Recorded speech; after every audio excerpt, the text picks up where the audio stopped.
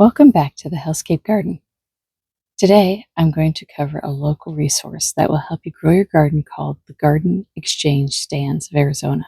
It's part of a statewide community project helping Arizonans share plants, seeds, and garden supplies freely with each other. Formerly known as Free Plant and Garden Stands of Arizona, the Garden Exchange Stands is a volunteer-run nonprofit that supports local gardening, sustainability, and neighbor-to-neighbor sharing. So what is a garden exchange stand? A garden exchange stand is a small self-serve station made out of a table or an old bookcase placed in a front yard, or if you have an HOA, it's slightly hidden out of sight, where people can take or leave garden-related items. This includes live plants, cuttings, seeds, tools, pots, compost, and educational flyers. I've also seen people give away adorable little tchotchkes and garden decorations. And a big concept behind this movement is that people are trying to not spend.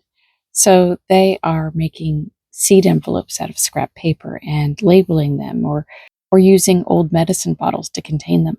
They are creating cuttings from propagatable plants that you often find in an old cottage cheese container or a modified water bottle.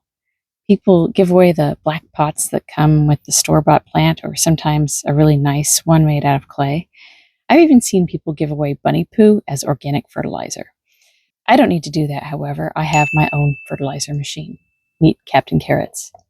So participating is simple and free. You can go to gardenexchangesstand.org and use the interactive map to find a plant stand near you. You'll find lots in Phoenix and Tucson, but more seem to be sprouting up in other climates all around the United States. Also, definitely go to the Facebook group for the stands, because that's where you post that you've dropped something off. So that way you can let people locally know that you dropped off this plant, and if someone wants it, they can go get it, hopefully before it dies too, because if a plant is out there and it's vulnerable and a monsoon's coming, you don't want it blown away, or you don't want it to fry in the sun. So announcing its existence is very important in the Facebook group. So the idea is, take what you need. If you see a plant or a seed or an item you can use, take it. There's no payment and there's no trade required.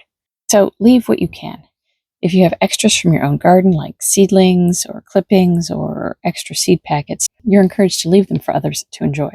But don't, under any circumstances, go to the door of the proprietor of the house and knock and ask questions. Also, on the Facebook group, don't ask for a specific plant or seed. Rather, announce what you've dropped off when you go to pick something up. Take a picture of the stand and post it and the plant stand number. Do you want to host a stand yourself? Well, use the free resources on the website, including signs, setup tips, and other donation ideas. I haven't gone this far myself. You can build or repurpose a small structure like a bookshelf or cart or crate or whatever, and then place it in a safe, accessible spot and register it with the Garden Exchange Network to be added on their online map. Personally, I add my own local favorite plant stands on Google Maps. Then I can swing by on the way home from work or while out running errands. So why does this matter? Well, garden exchange stands promote more than just gardening. They help reduce waste, increase accessibility to healthy food, preserve local seed varieties, and encourage biodiversity, especially by supporting pollinator-friendly plants. Let me tell you, if you really get into this, you're going to have so many hummingbirds. It's amazing. The organization also offers seed sharing events, seasonal garden tours, and free educational workshops across the state. These events build gardening skills and deepen community ties. And I have to admit, I haven't gone to one yet, but maybe that's a future episode. So what's truly unique for you as a gardener here is that these stands save you money and help you find plants you wouldn't ordinarily find. Instead of buying seeds, starter plants, or supplies from a big box hardware store, you can find what you need, often for free, at a neighborhood stand. Even better, the plants that you find there have already been tested, tried and true by local gardeners and have proven their worthiness to grow successfully in Arizona's unique climate. Unlike store-bought plants, which are often selected to match the look of a lush English garden and may not survive in the desert heat, these shared plants thrive in our own local soil and sun.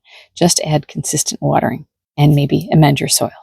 At any plant stand, you might come across loofah, aloe, cactus cuttings, and sometimes really unique cactus, roselle, amaranth, and other rare or hard to find varieties you won't see on retail shelves. It's not just more affordable, it's more sustainable, practical, and more deeply connected to the places that we live. So don't forget to like and subscribe for more tips from the Hellscape Garden.